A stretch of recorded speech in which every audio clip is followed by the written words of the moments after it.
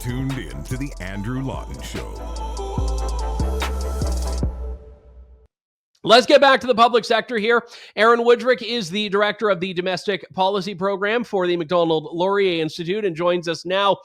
Aaron, it's always good to talk to you. So this story I find just fascinating. The federal government says civil servants have to go back into the office 3 days a week. It's not even like they're being forced in 5 days a week like they were up until March of 2020. 3 days a week. And it's as though you've committed this just grave injustice against public sector unionized workers in Ottawa. What the heck is going on here? Yeah, it does speak to an entitlement issue, right? I mean, you got to have perspective, and I think if there's any allegation, and people will know this from my days advocating with the Taxpayers Federation, I've been tough on the public sector at times, right? And that's largely because I don't think sometimes folks in the public sector appreciate how good they have it. I mean, even when you think about things like defined benefit pensions, which are basically extinct in the private sector, the level of job security. I mean, these are pretty important things that a lot of people would give their right arm for, and so I think at times when the public sector complains about things not being as, optimal for them, they need to recognize that there's an audience out there of Canadians that don't have anywhere near those things. And so it comes across sometimes a little bit toned down. Yeah, and I mean, look, I think there are arguments to be made about whether, with work in general, of whether work can be rethought, whether traditional offices, 9-to-5 jobs can be rethought. But the idea that government gets something that basically the private sector never will, or government workers get something that most private sector employees never will, is always the part that rubs me the wrong way about this. I mean, we talked about this in the context of executive bonuses with Chris Sims a few moments ago, but it's especially true on an arrangement like this. Like any private sector office worker that I've spoken to, with few exceptions, so I shouldn't say any, most of them are looking at this and are like, give me a break. I had to go back to the office a year and a half ago. Yeah, absolutely. And in a lot of cases, the response I always used to get from people in the public sector or the union leaders in the public sector as well, the government is being the leader in this, right? When I'd say, well, we can't afford defined benefit pensions, they say, well, it's the private sector should have them too. Well, and the obvious reason, Andrew, that they don't have them is they can't afford them. Is that unlike the government, businesses don't have unlimited funds, right? They have to stay afloat. And so I think sometimes, again, in the public sector, they need to recognize that they're not facing the same kind of constraints that those in the private sector have, and that while I never begrudge any group sort of banding together to try and get the best deal they can have, they often have power and negotiating power that people in the private sector just don't have, and they don't have a lot of sympathy for people that are crying about things and saying, oh, boo hoo, you have to go in 3 days a week instead of 2. I've been going back 5 days a week for years. It just strikes the ear wrong, I think. So you offer in the hub what I think is an olive branch, and I suspect the Public Service Alliance of Canada might not see it that way. But you say federal public servants can get their remote work, but in return, they should expect more rigorous performance reviews. What do you mean? Yeah, I this is a bit of a contrarian take, and some people were surprised to see me say this, but I think part of the issue we have right now is that people in the public service, they really like the remote work, just like a lot of people who enjoy the remote work. Now, does that mean they should always get it? Not necessarily, but I do think we should acknowledge the type of white collar work, the type of work at a computer. That is the ideal type of work for remote work, if you're going to have it at all. And most of the public sector is that kind of work. Most of the government jobs in Ottawa involve the type of work where you log onto a computer and type at a keyboard. I think we should be open to remote work in those cases. The other thing I think is a lot of the thing that is motivating both the government and the public to want to get public servants back to work has nothing to do with whether or not they need to be there. It's more a sense of, I think you're lazy and I'd rather have you at a desk. And my response to that is, first of all, I will defend civil servants on that. Are there bad ones? I'm certain there are who don't work. But otherwise, I think many of them are happy to do their work. And I think, if your real concern is that civil servants are lazy, well, I can tell you, they'll probably be lazy sitting at their desk downtown at the office just as much as they will at home. So that doesn't solve anything. That's even worse, because now you've got the social aspect, the coffee station, the this is it. Weekends, yeah. And Andrew, I almost think, like, look, let's be honest. For some people, it's just about sticking it to them. It's about saying, you know what, I don't like you, so I'm going to make you trudge downtown to the office. I think that's a poor reason to do it. The same as way, Doug Ford says they need to get back down there so the restaurants are. That is not a reason to send people into the office just because it supports the restaurant restaurants at lunchtime. That's a terrible reason.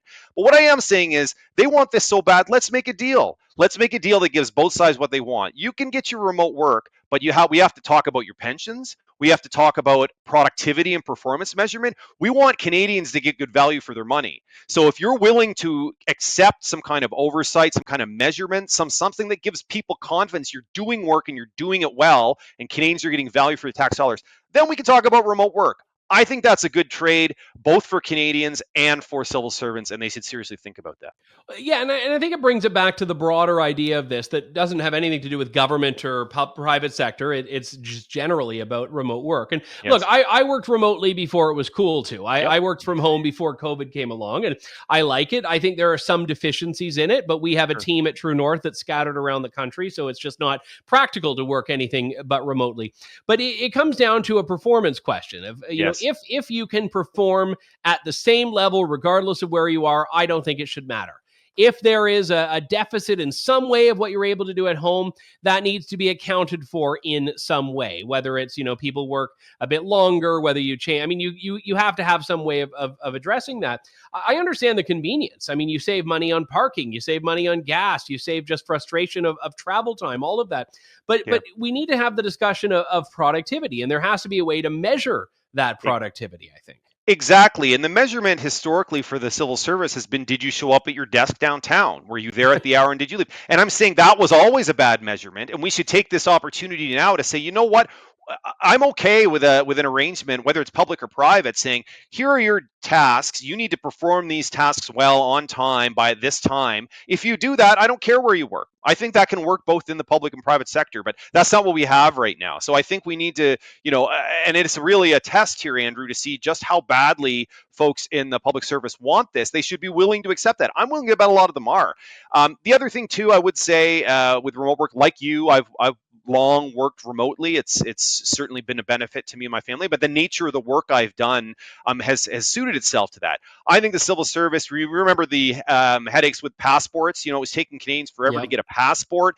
That gave people a reason to believe that not being in the office was a problem, right? And so I think the civil service needs to prove that it can deliver remotely. Otherwise, you're going to have people saying, hey, if you're not being productive, I'm waiting forever for stuff because you're working from home. I want to see you back in the office because in your mind, maybe that will fix the problem.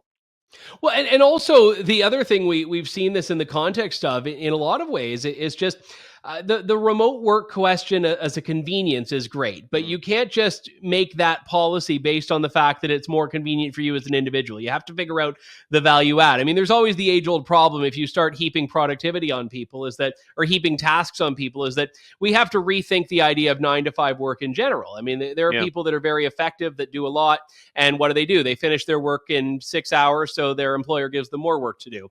Whereas the people that take the 8 hours for the same work end up doing less. So I think in general, we need a bit of a rethink on these things across the board, not just in government.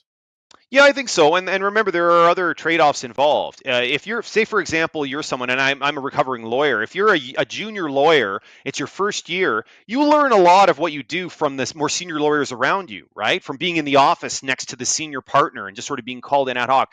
When you do all remote work, you lose some of that. So as much as I am a supporter of flex work, and in some cases, especially once you're past a certain level of more remote work, it's absolutely true that in a lot of professions, the networking, the skill transfer, a lot of that comes from proximity, physical proximity to the people that you work with. So that has to be part of it. Like, what does a civil service look like where your more junior people are never around the more seasoned experts? There's something there. So I think that has to be part of the discussion. All I'm saying is that, this looks like another run-of-the-mill labor strife that we're going to have in Ottawa. I think there is unique opportunity here given the context, and we shouldn't throw all that stuff out the window because this type of situation may not present itself soon again anytime.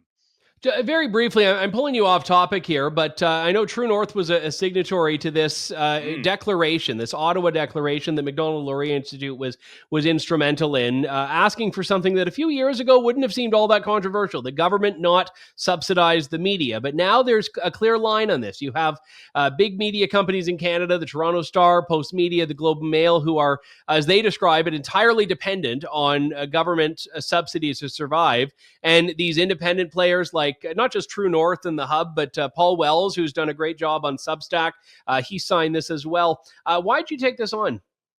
Yeah, like we just think it's an important issue. We care about democracy and we care about a free press. And in our view, institutionally, it's simply incompatible for a media organization to be dependent on government and claim to be independent. It just completely undermines any claim. And I don't want to suggest that every organization or every journalist that's employed by an organization that takes government money is like actively trying to suck up to the government. But what I am saying is it's impossible to get past the impression of a conflict of interest. Like the average person, all it will take, if you're an organization that covers, say, the Trudeau government flatteringly, it's very easy for people to draw the link between saying, well, of course you would say that because you're receiving money from them. So I think if you truly want to be independent, you have to be willing to say, we've got to stand on our own 2 feet. We're very glad that True North is one of the organizations that has signed that declaration.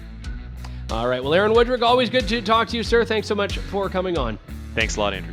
Thanks for listening to The Andrew Lawton Show. Support the program by donating to True North at www.tnc.news.